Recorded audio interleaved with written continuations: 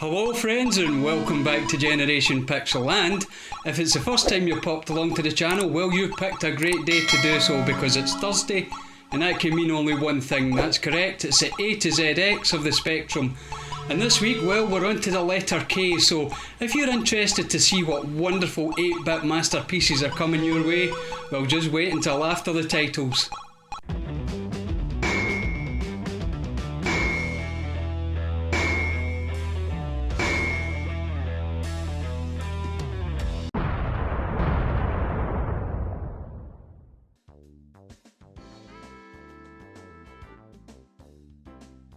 So first up for the letter K, we're going to go with golf. Now yes, that sounds a little odd, but this was Konami's Golf, and there was a lot of different golf games out for the ZX Spectrum and other 8-bit microcomputers at the time, so I think it's only fair to put Konami's name ahead of golf in this one. Now I do like a good golf game, but unfortunately this wasn't one of them. Now of course this was 1986, so golf games were pretty much in their infancy at the time, and especially being on an 8-bit microcomputer, we weren't expecting wonders. But this game, well, it was just a little bit too basic even for the time. There was only a couple of things that you had to do to play this game. One being that you had a power bar which you started and stopped at the appropriate level for the shot you were about to take. You had a small cursor on the screen to line up your shot, and you had to take into consideration the wind direction and speed. Now on paper this sounds acceptable for any golf game, but unfortunately the mechanics of this game didn't work just quite as they intended. Well, I hope it's not as they intended because the execution is pretty poor.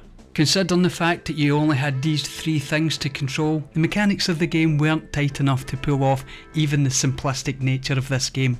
For example, the power bar.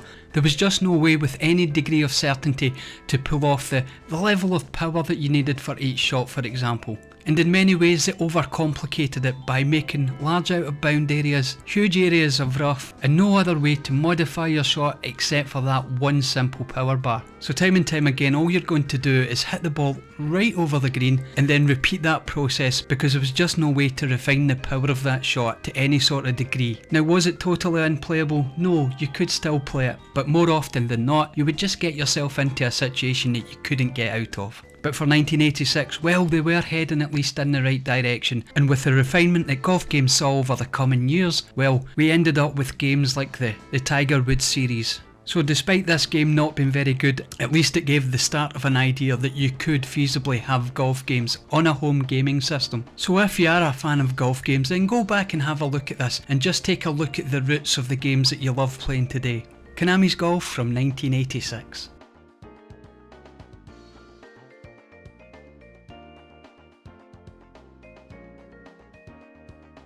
Now second up for the letter K, we're going to talk about the Krypton Factor. Now the Krypton Factor is, well, it's a licensed game. It was a TV show in the 80s in the UK, and it's one of the rare examples where a license is totally fitting to a video game, because the best way to describe the Krypton Factor is that it was a multi-segment ability contest. It was a TV show that pitted contestants against each other in several different categories that challenged both physical and mental abilities. So for me, turning this into a video game was ideal because there were several different sections that utilised different gameplay mechanics and made for one of the most interesting video games at the time. These categories included mental agility, memory tests, and of course physical activities, and rounded it off with good old-fashioned general knowledge.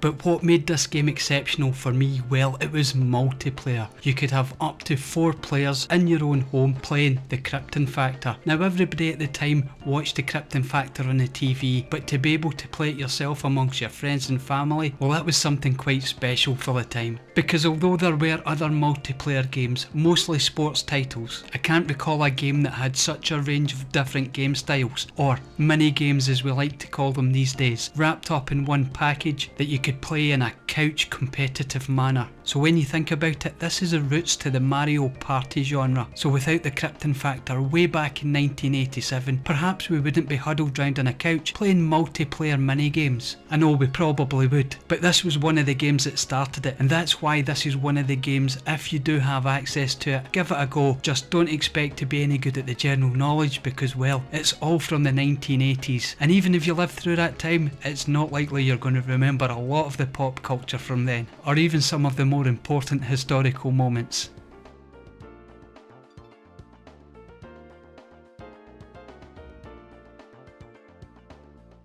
For the third game in the letter K, we're going to have Knightmare, published by Activision in 1987, and it's another licensed TV show. But this one unfortunately just not quite as successful as the Krypton Factor. Now don't get me wrong, the Knightmare game was a good game, it was just pitched at the wrong market. The TV show is probably not that easy to describe, but I will do my best anyway.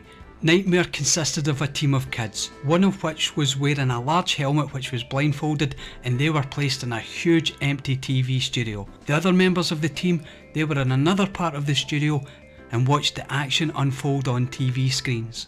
Now through the magic of early green screens and CGI, the team watching on screens, well, they would watch their teammate work their way through mazes and dungeons, solving puzzles and avoiding traps. And because the warrior in the dungeon himself was blindfolded, well, it was the team in the studio watching the screens that had the responsibility to guide their blindfolded warrior through this dungeon filled with traps and dangers. Now this was fine in the TV show because you had 4 other teammates all trying to work out the puzzle, what was going on in the room and how to progress into the next room. In the game, it was you yourself, and of course it was a kids TV show, so this game's market was kids. And unfortunately, kids without the support of a team, well, they don't often do well against puzzles, especially puzzles that don't hold your hand. And that was the whole beauty of the TV show. It was all about the teamwork. What one person didn't spot, the other would. Now I suppose technically you could get a group of friends round and play this game as a team, but with only one hand on the keyboard or controls, not many kids were willing to sit through an experience like that without actually being in control of the character.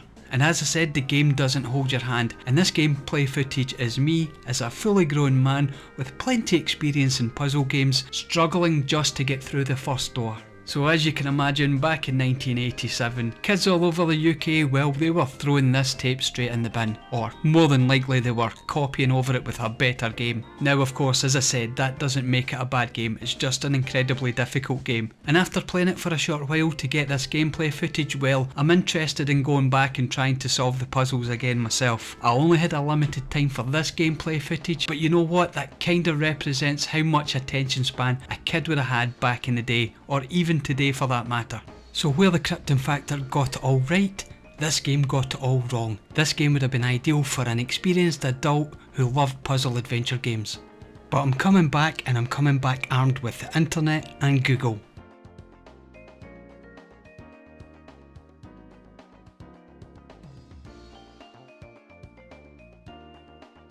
Now the fourth game in the letter K is Tyme by Mastertronic from 1986, and we're sticking with the puzzle adventure, but in this case an installment from a puzzle adventure game that got it right. Now don't get me wrong, like Knightmare, Tyme doesn't hold your hand either, but it's just so much more accessible. Where Knightmare has you searching for one-word commands or linking several one-word commands, with Tyme you get a wonderful and easy to understand menu to help you navigate your way through the puzzles that you will face, which was much easier to understand and helps you navigate your way through this game. And the point of the game? Well, your hero, the knight, he's lost in time and space. Now I'm not going to go into too much detail as to why he's lost in time and space, because that might come up in a future episode. But nevertheless, he is lost in time and he is on an alien spaceship. And the sole purpose, well, it's to get back to his own time. Now to do this, it's like all the other graphic adventures from back in the day. You have to find objects that will help you progress from one level to the next. But the Magic Knight series, well, they do it with a certain amount of style and certainly a certain amount of humour. Now as a kid you can get the humour in some levels, but as an adult the humour is much deeper. And I also like to draw on pop culture from the time. So anyone out there old enough to have experienced 80s, well, they will get a lot of fun out of this game. Now just because the interface is easier than Knightmare doesn't mean the game's easier than Knightmare. No, there's still a lot to work out, there's still a lot of difficult puzzles to solve. But because it was more accessible and because it was so much more fun to play, even kids back then would invest the time into trying to work out that next stage to get to that next level. And of course it had the advantage of being part of a series, the third part of a trilogy in fact. So everybody who bought this game knew about the game, understood the mechanics, and had of course a fondness for the character himself. And what I love most about these games, well, this to me is the beginning of Western RPGs. So without the likes of the Magic Knight trilogy, well, we might never have had Fallout or Skyrim. And again I'll say, we probably would have, but it's lovely to see the early origins of that genre of game. And if you're a fan of that genre, then definitely get yourself a copy of the Magic Knight trilogy and play these games to see where the Dragonborn and the Lone Wanderer had some of their earliest roots.